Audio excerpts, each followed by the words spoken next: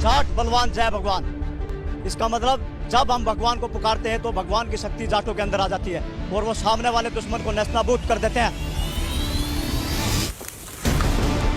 जाट अपनी कौम पर मरता है। जहां भी जाट का नाम आता है वो अपने खून को उबालकर जो कार्य मिलता है उसको बेखूबी निभाता है। हमारा दुश्मन भी इस बात को मानता है कि एक जाट ट्रुप का सोल्जर जो है बहुत ही खूंखार होता है जब वो लड़ाई के मैदान में उतरता है। दुश्मन जब तक खत्म नहीं होता है तब तक रुकता नहीं। देश की इज्जत, रेजिमेंट की इज्जत, पलटन की इज्जत। जो जमीन से प्यार करता है वो उस जमीन के लिए जान भी दे सकता है। लड़ाई के मैदान में या तो हार है या जीत है। एक ही लक्ष्य होता है, अपनी जान की परवाह ना करते हुए दुश्मन का खात्मा करना।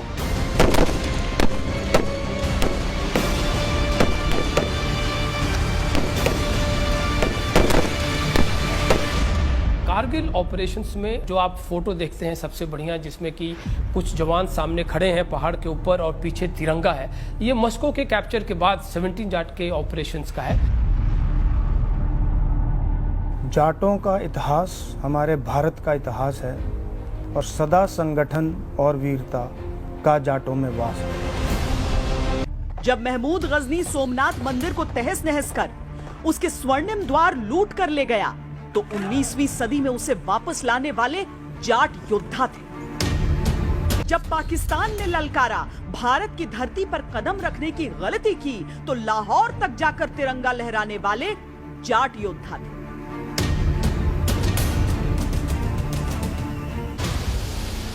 लोग अपनी कौम का नाम लेके, अपनी रेजिमेंट का नाम लेके नाम, नमक और निशान के लिए मर मिटने के लिए आतुर हो जाते हैं।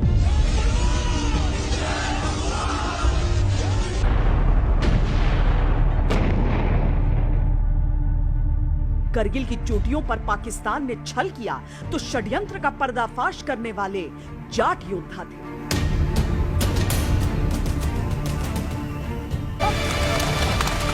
भारतीय सेना के हर रेजिमेंट की अपनी अलग खासियत होती है। जाट रेजिमेंट की खासियत होती है उनकी शक्ति, यानी कि वो देखने में जितने ताकतवर होते हैं उनके बाजुओं में उतनी ही ज्यादा ताकत होती है। अगर आप इनकी ऊंचाई देखें, इनकी लंबाई देखें तो औसतन 6 फीट। और हर युद्ध को देख लें, वहां पर जितने अच्छे से ये हथियार चला सकते हैं उतने ही अच्छे से अपने हाथों का इस्तेमाल कर सकते हैं।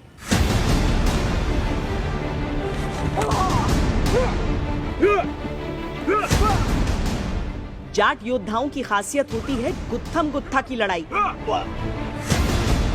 यानी तब रण कौशल दिखाना जब हथियार नहीं हाथों का प्रयोग किया जाता है।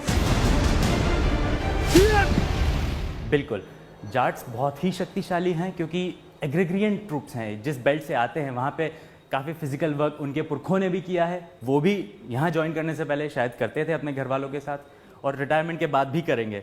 आखिरी सांस तक वो अपना खाली कोई नहीं बैठता है। जाट ट्रूप्स आखिरी दम तक कुछ ना कुछ काम करते हैं, तो उसका फिजिकल जो स्टेमिना है वो यहाँ पे देखने को मिलता है। भारतीय सेना के सबसे पुराने रेजिमेंट्स में से एक है जाट रेजिमेंट, जिसके 200 साल से अधिक पूरे हो चुके हैं। आजादी से पहले जो युद्ध इन्होंने लड़े उसमें जो पराक्रम के पुरस्कार मिले, आजादी के बाद के युद्ध में भी शौर्य की गाथाएं कम नहीं हैं। जाट रेजिमेंट की शुरुआत 1795 में हुई। हालांकि तब इस नाम से उनकी पहचान नहीं जुड़ी थी। धीरे धीरे अलग अलग रूप लेते हुए ये रेजिमेंट 1922 में 9th जाट रेजिमेंट कहलाया। आज उनका नाम जाट रेजिमेंट, लेकिन इंसिग्निया में 9 अक्षर आज भी अंकित हैं। हमारी रेजिमेंट की नींव और इमारत बहुत ही मजबूत है, जो कि हमारे पूर्वजों ने बहुत ही मेहनत और लगन से बनाई है। ये खुद में ही एक बहुत बड़ा मोटिवेटिंग फैक्टर है। बहुत से जवान ऐसे हैं जो दूसरी और तीसरी पीढ़ी के हैं जो कि जाट रेजिमेंट में सर्व कर रहे हैं। इसके अलावा अगर आप देखें, पुरानी रेजिमेंट होने के नाते हमारा इतिहास गौरवपूर्ण गाथाओं से भरपूर है, जो कि खुद में ही एक बहुत बड़ा मोटिवेशनल फैक्टर है। हमारी रेजिमेंट ने बहुत बड़े बड़े शूरवीर पैदा किए जिनकी जिंदगी खुद में ही एक मिसाल रही है। आजादी से पहले इस रेजिमेंट के नाम 6 बैटल ऑनर थे और 2 विक्टोरिया क्रॉस। आजादी के बाद 5 बैटल ऑनर, 3 अशोक चक्र, 4 महावीर चक्र, 8 वीर चक्र।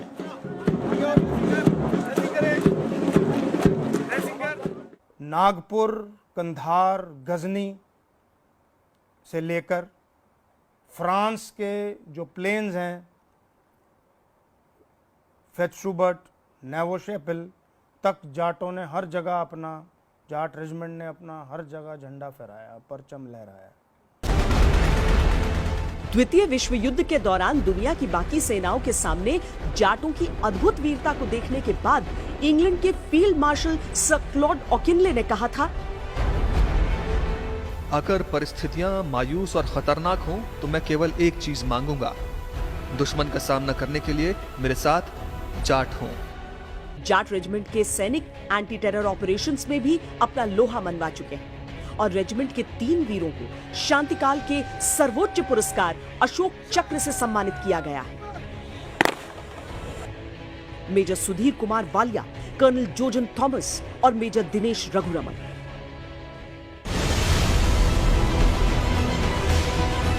बेमिसाल होते हैं ये योद्धा जो व्यवहार में बिल्कुल सरल पर वार में घातक है, संस्कार से परिपूर्ण है पर मैदान जंग में अचूक है, सीधी सच्ची बात करते हैं और देश पर आंच भी आए तो भारी आघात करते हैं। हर कर्म से साबित करते हैं कि क्यों ये कहलाते हैं जाट बलवान।